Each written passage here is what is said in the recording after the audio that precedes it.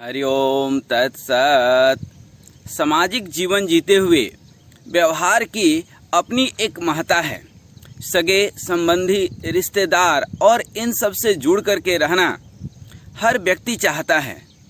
गाहे बिगाहे कहीं न कहीं इनकी ज़रूरत पड़ती है और अन्यथा सामाजिक प्राणी होने के नाते हम चाहते हैं कि हमारे सगे संबंधी हमसे प्रेम करें, हमारे मित्र हों और समाज में हमारी एक प्रतिष्ठा हो। और प्रतिष्ठा तभी और उसी व्यक्ति से मिलती है जो व्यक्ति आपसे प्रेम करता हो। तो आज की चर्चा की विषय है कि कहीं भी सगे संबंधी या रिश्तेदार क्यों हमसे टूट जाते हैं, हम इनसे कैसे बने रह सकते हैं। देखिए, बड़ी रोचक जो है बातें हैं कि किसी भी सगे संबंधी या रिश्तेदार या मित्र के बीच दरार तब पड़ती है, सिर्फ दो ही कारण है जो आज तक हमने समझा। पहला कारण है अहंकार। अहंकार एक दीवार है। जितना ज़्यादा अहंकार होगा, चाहे वह अहंकार धन का हो या पद का हो या जो है सुंदर शरीर का हो या सुंदर पति या पत्नी का हो या अहंकार अपने बच्चों की हो या अहंकार अपने मकान की हो, कार की हो, जो भी हो, लेकिन यह अहंकार रिश्तों के बीच में, दो लोगों के बीच में, दो मित्रों के बीच में एक दीवार खड़ा कर देता है। दीवार से क्या होता है कि वह दीवार जितना मजबूत होते जाएगा, एक दूसरे के दिल में प्रवेश करना उतना ही मुश्किल होते जाएगा, असंभव होते जाएगा। अब बात आती है दूसरा क्या कारण है। दूसरा कारण है कि समाज में दुष्ट स्वभाव के लोग, नफरत फैलाने वाले लोग बहुतायत में मिलते हैं। इनका काम ही है दो लोगों के बीच आग लगाना।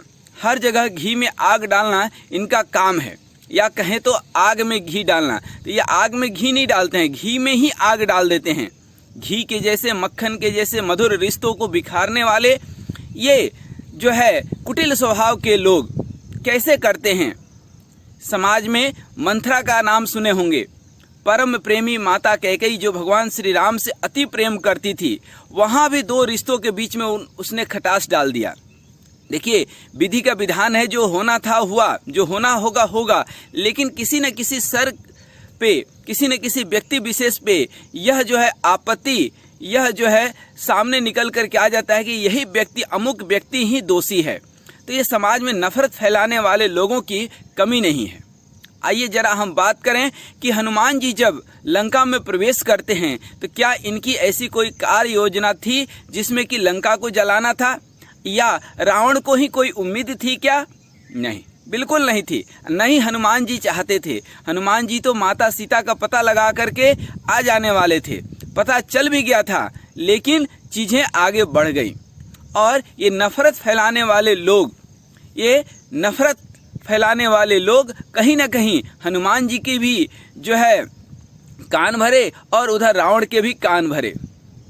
फिर क्या हुआ, मेघनाथ आकर के भगवान जो है श्री राम के दूत हनुमान जी को लेकर गया। कहें तो लेकर नहीं गया, हनुमान जी खुद गए, क्योंकि वह एक राजदूत बनकर गए थे और दुश्मन की शक्ति और पराक्रम का भी पता लगाना उनका दायित्व था। इसलिए वह रावण के पास चले जाते हैं।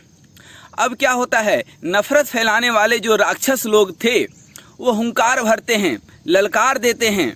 आप देखते होंगे कि कुत्ते जो है हाथी को देख करके बहुत भौंकते हैं। आप सुने होंगे, हाथी चले बाजार, कुत्ते भूखे हजार। लेकिन उन कुत्तों को ये नहीं मालूम होता है, उनको तो ऐसा लगता है कि ये हाथी कुछ नहीं करेगा और हमारे भौंकने के डर से ये हाथी आगे बढ़ते चला जा रहा है। उन कुत्तों को ये नहीं मालूम होता है कि हाथी तो चुपचाप शान से, मस्त चाल से जा रहा है। लेकिन जब हाथी चिघाड़ता है, प्रायः यही सुनने मिलता है, हाथी चले बाजार, कुत्ते भूखे हजार। लेकिन यह बहुत कम लोग को मालूम है कि हाथी जब चिघाड़ता है तो कुत्तों की लाशें बिछ जाती हैं। यही हुआ आज हनुमान जी के साथ।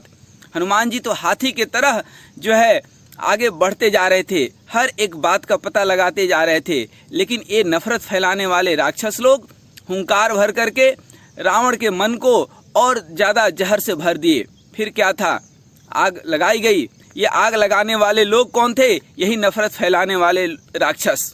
और ये नफरत फैलाने वाले लोग, आग लगाने वाले लोग, दो लोगों के बीच, क्योंकि रावण को भी यह उम्मीद नहीं थी और रावण भी यह सोचा नहीं था कि हमारा लंका नगरी जल जाएगी।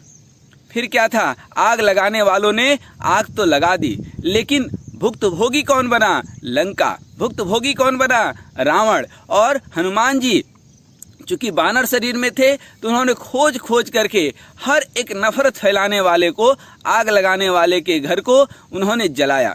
उल्टी पलटी लंका जारी, उलट पलट करके उन्होंने जला दिया। लेकिन ध्यान रहे, विभीषण का घर नहीं जला, क्योंकि वह राम भक्त था।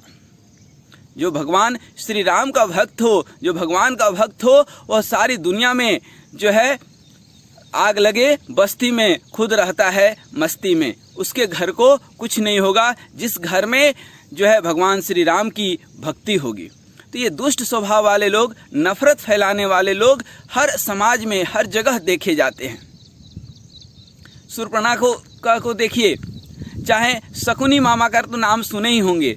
एक शकुनी मुख्य वजह था कि जो महाभारत ही सिर्फ नहीं हुआ बल्कि कौरव कुल का पूरा सत्यानाश हो गया।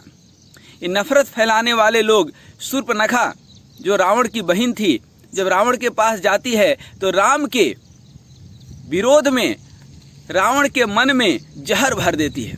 ये नफरत फैलाने वाली शूर्पणखा आज भी समाज में सब जगह है। तो आज आप देखेंगे कि जितने ज़्यादातर रिश्ते टूटते हैं, यहाँ तक कि मैंने देखा कई जगह पति पत्नी के बीच में जो तलाक होता है उसके बीच में भी मुख्य वजह कोई तीसरा व्यक्ति है।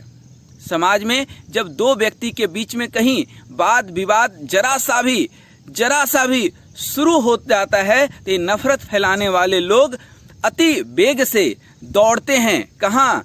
आग। जैसे जुगनू जो है आग के तरफ दौड़ता है, उसको मालूम है कि हम आग में जाएंगे तो मर जाएंगे, लेकिन नहीं, वो दौड़ेगा। वो दोनों के बीच में जो एक जो है छोटी सी दरार थी, ये नफरत फैलाने वाले लोग खाई जो है उसमें बना देते हैं। दो लोगों के बीच दोनों तरफ से बात करते हैं, उसको उकसाएंगे, उसको चिढ़ाएंगे, उसके बारे में जो है गलत बात बोलेंगे और दोनों को साथ ऐसे ही करते हैं। हमें लगता है कि सामने वाली की शिकायत हमारे पास कर रहा है, ये बहुत अच्छा आदमी है, और दूसरे के पास भी जा करके ये लोग यही करते हैं। अब आपके मन में ये प्रश्न आ सकता है कि नफरत फैलाने वाले दुष्ट स्वभाव के लोगों को आखिर इससे मिलता क्या है? कुछ नहीं मिलता है साहब, कुछ नहीं मिलता है। इनको क्या मिलता है? नफरत फैलाने वाले को, आग लगाने वालों की घर खुद आग से जल करके खाक हो जाती है। उनके दिल में खुद जो है जलन होती है, ईर्ष्या होता है। ये दुष्ट स्वभाव के जो लोग होते हैं दूसरे के उन्नति से जलते हैं। कभी आप सोचते हैं कि हाथी जब चलता है तो कुत्ते क्यों भौंकते हैं? क्या कुत्तों की हाथी से कोई दुश्मनी है? बिल्कुल नहीं। लेकिन कुत्तों को ईर्ष्या होती है कि हाथी इतना शान से कैसे चल रहा है, जिससे कि हर एक व्यक्ति सामने खड़ा होकर के नमस्कार कर रहा है। इस हाथी में ऐसा क्या है जो है इसको लोग गणेश भगवान की तरह पूजा करते हैं। एक कुत्ते के अंदर ईर्ष्या और नफरत का जो भाव जगता है, इसके चलते ही वो हाथी के पीछे भौंकता है और उसको लगता है कि हाथी हमारे डर से आगे बढ़ रहा है। उसको ये नहीं मालूम होता है कि जब हाथी चिघाड़ता है तो कुत्तों की लाशें बिछ जाती हैं, और चूंकि लाशें बिछ गई तो एक कुत्ता दूसरे को बता भी नहीं पाता है कि भाई आगे से ऐसा मत करना। लेकिन क्या है, कब हाथी कुचल दे उस कुत्ते को नहीं मालूम है। लेकिन वो कुत्ते की चूंकि स्वभाव है, इसी तरह से समाज में दुष्ट लोग जो होते हैं, जो नफरत फैलाने वाले लोग होते हैं, एक दूसरे से ईर्ष्या करके किसी को चाहते ही नहीं है कि ये आगे बढ़े।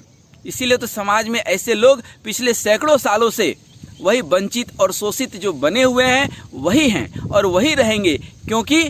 क्योंकि जब आप किसी दूसरे को नीचे झुकाएंगे तो नीचे झुकाने के लिए आपको खुद भी नीचे आना पड़ेगा।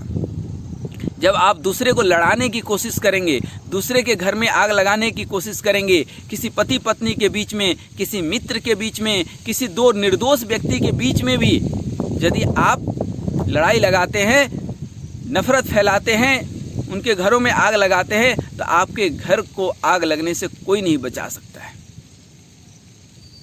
दूसरे के सुख, समृद्धि और ऐश्वर्य से यदि आप ईर्ष्या करते हैं, दूसरे के खुशी और प्रसन्नता से आपको ईर्ष्या है, तो फिर आपको जीवन में कभी जो है सुख संपत्ति नहीं मिल सकती है। कहते हैं ना, जहाँ सुमति तहाँ संपत्ति नाना, जहाँ कुमति तहाँ विपत्ति निदाना।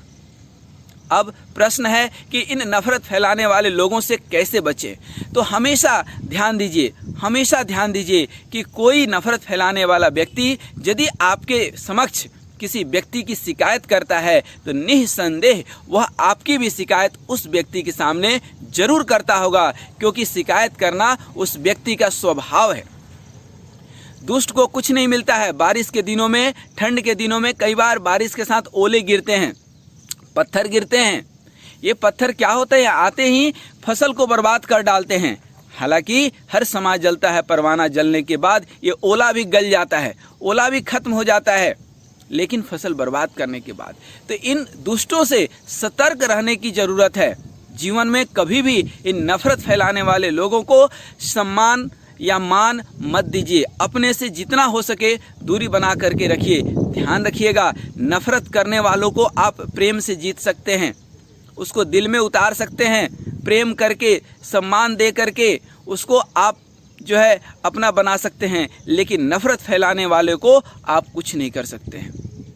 मूर्ख व्यक्ति को 2 रुपया दे दीजिए, लेकिन 1 पैसा का ज्ञान मत दीजिए। ये वो मूर्ख लोग हैं। ये नफरत फैलाने वाली जो गैंग है, इनका शुरू से ही स्वाभाविक इनका जो है स्वभाव है, इसलिए इनको सुधारने की कोशिश करना भी बहुत बड़ी एक मूर्खता साबित हो जाएगी। इसलिए इन मूर्खों को मूर्ख ही रहने दीजिए। ये नफरत फैलाने वाले को जो है फैलाने दीजिए। हाँ, बात तब नहीं बिगड़ती है जब नफरत फैलाने वाला व्यक्ति आपके अगेंस्ट में, आपके विरोध में कुछ बोलता है, तब जो है नफरत फैलता है। जब रिश्ते खराब होते हैं, जब उस नफरत फैलाने वाले व्यक्ति के ऊपर हम अपनी मूर्खतावश विश्वास कर लेते हैं।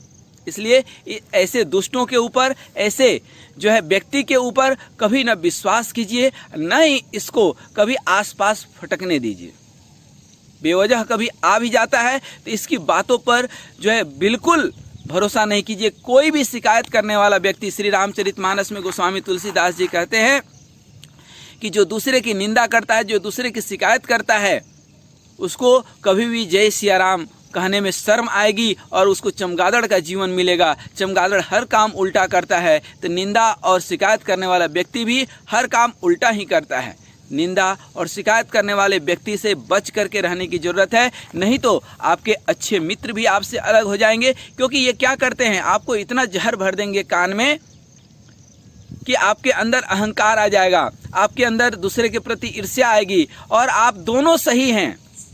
आप और आपके मित्र दोनों बिल्कुल सही है, दोनों कहीं गलत नहीं हैं, लेकिन फिर भी एक अहंकार की दीवार खड़ा हो जाएगी, एक लड़ाई की दीवार खड़ी हो जाएगी और दोनों एक दूसरे से अलग हो जाएंगे। और नफरत फैलाने वाला गैंग, नफरत फैलाने वाला वह दुष्ट मूर्ख व्यक्ति आप दोनों का मजे लेगा, क्योंकि अब आप दोनों एक दूसरे से अलग हो चुके हैं। तो हर परिवार में, हर समाज में और जितनी भी बड़ी बड़ी लड़ाइयाँ हैं, इनके बीच जा करके आप देखेंगे, यदि थोड़ा सा अध्ययन करेंगे तो आप पाएंगे कि इस लड़ाई का मुख्य वजह कोई तीसरा व्यक्ति, नफरत फैलाने वाला दुष्ट व्यक्ति है। अन्यथा समाज में जो है कहीं कोई लड़ाई झगड़ा हो ही नहीं। तो आइए आज हम कोशिश करें कि समाज में फैले इस जो है नफरत फैलाने वाले गैंग से, मंथरा जैसे व्यक्ति से, शकुनी जैसे व्यक्ति से हम बच करके रहें, इनके ऊपर विश्वास न करें और अपना जीवन, अपना सरल स्वभाव, सहज स्वभाव, एक दूसरे के प्रति प्रेम और विश्वास के साथ जीवन जिए। जीवन में सुख, शांति और समृद्धि आए, ऐसी हमारी शुभकामनाएं हैं। आपका जीवन मंगलमय हो। हरि ओम तत्सत, हरि ओम तत्सत।